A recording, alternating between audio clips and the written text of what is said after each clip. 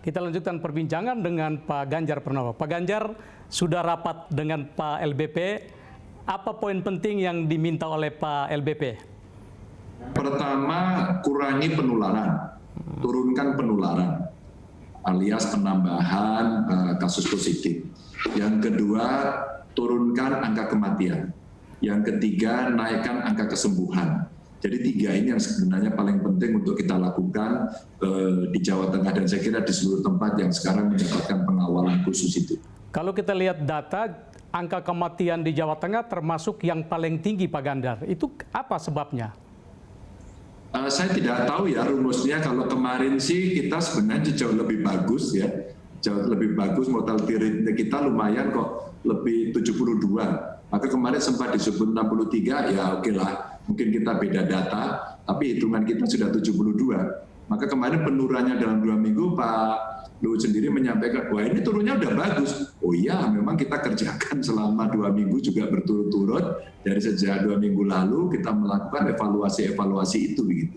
Itu hasil temuannya, mengapa banyak pasien yang meninggal itu apa karena faktor usia atau faktor penyakit bawaan atau penanganannya yang tidak segera, Pak?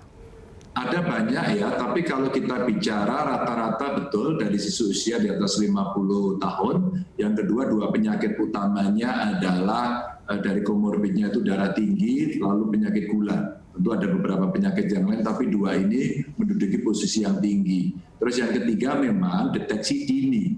Deteksi dini menjadi penting sehingga seperti apa yang disarankan oleh Kementerian Kesehatan, mestinya ada dua saja, yang penyakitnya sedang berat masuk rumah sakit, tapi yang kemudian ringan cukup diisolasi mandiri. Nah, dengan itu efisiensi penanganannya jauh lebih baik. Maka kami turunkan tim yang sekarang masih bekerja untuk melakukan audit, baik audit kematian maupun audit kesembuhan, agar kita bisa mengerti sebab apa sebenarnya kondisi-kondisi yang membuat mereka meninggal. Tentu secara medis ya, memang urusan meninggal bukan urusan kita, urusan Tuhan, tapi secara medis ikhtiar yang kita lakukan adalah melakukan audit itu, dan sekarang tim independen lagi saya minta untuk melakukan kajian, penelitian agar kita mendapatkan data yang paling bagus begitu. Pak Ganjar, ini kan semacam ada anggapan, ada kontradiksi nih. Di satu sisi, Bapak melakukan masifikasi tes dan positivity rate-nya kan akan naik terus ya. Sementara di sisi lain, Pak LBP memiliki target dalam 2 minggu harus turun ini kasus positif. Ini bagaimana bisa menjelaskan logika ini, Pak?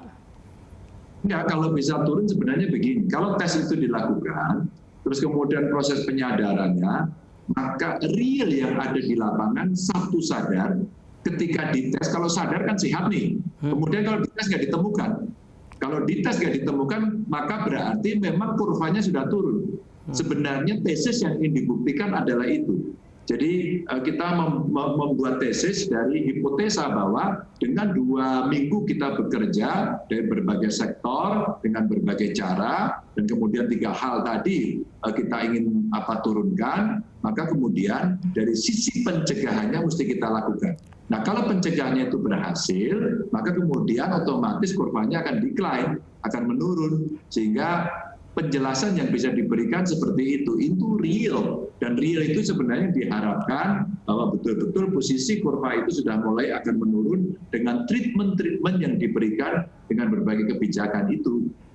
Untuk konteks Jawa Tengah, kesulitan paling berat dalam mencegah itu apa, Pak? Paling berat yang ngeyel. Perilaku yang kemudian tidak taat, maka kemudian kenapa harus ada operasi justisi? Kalau itu tidak dilakukan, wah, orang sulit. Dan itu terjadi ternyata tidak hanya kalau kita sebut, wah masyarakat ngeyel. Enggak, pemerintah juga ngeyel. Masih ada yang membuat eventnya terlalu besar. Kalau eventnya kecil dan bisa dikontrol, oke. Kalau mereka disiplin masing-masing, nggak apa-apa. Tapi siapa yang bisa menjamin? Nah, kalau kemudian kita bicara, apa kemudian bisa kita lakukan, ya pendisiplinan itu. Dengan cara itu kan kita harus move on nih, kita harus bergerak, harus berpindah dari kebiasaan lama ke kebiasaan baru. Nah, proses transformasi inilah yang mesti kita lakukan edukasi terus-menerus. Maka kami mencoba menggunakan Kalau perintah terus dari atas, biasanya, ya pemerintah, Anda cuma suruh-suruh aja, mana konsekuensinya? Begitu. Kelompok kesenian kemudian, Anda jangan perintah-perintah saja dong. Anda juga harus kasih solusi. Ini omongan dalang sambil dia memainkan wayangnya gitu kan. Kami soundman, kami MC, itu contoh-contoh.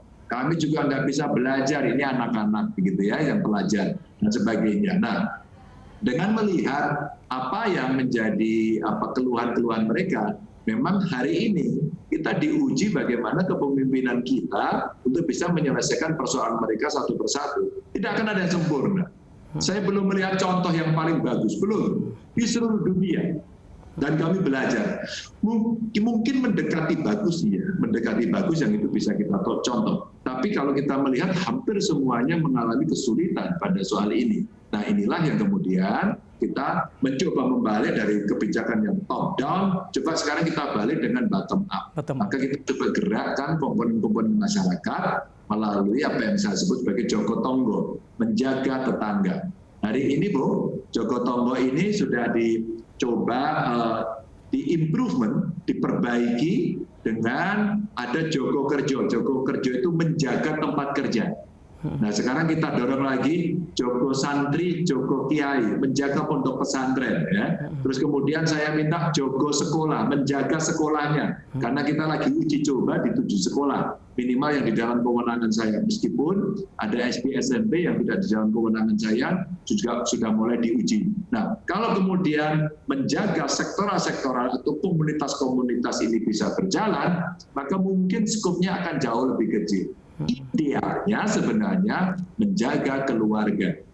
Menjaga keluarga itu adalah rumah ideal ini. Tapi itu butuh effort yang sangat besar untuk bisa masuk ke ruang-ruang keluarga, untuk masuk kepada keluarga dan anggota keluarganya untuk mereka sadar betul bagaimana 3M itu mesti dilakukan. Ini apa yang terjadi dan bagaimana kita mencoba meresponnya. Jadi kita mencoba menggerakkan sejak kita membagi sembako. Sejak kita untuk pertama kali membagi jaring pengaman sosial. Inspirasinya kira-kira begini, Bu. Pada saat jaring pengaman sosial dibagikan, orang menuduh. Tuduhan pertama adalah tidak adil, salah sasaran begitu ya. Macam-macam pokoknya. Pemerintah ngawur, data nggak benar. Udah itu jadi satu. Saya kira beritanya ada. Kita lanjut di segmen berikut Pak Ganjar. Kita break sebentar, kita lanjut soal ini di segmen berikut. Pemirsa, tetaplah bersama Pak Ganjar Pranowo. Bantuan sosial yang diberikan oleh pemerintah ini, termasuk Jawa Tengah, ini bisa sampai dan bermanfaat bagi mereka, Pak. Tapi kan pasti kurang. Ada juga yang terdampak, ada juga yang pengen dapat, meskipun dia mampu.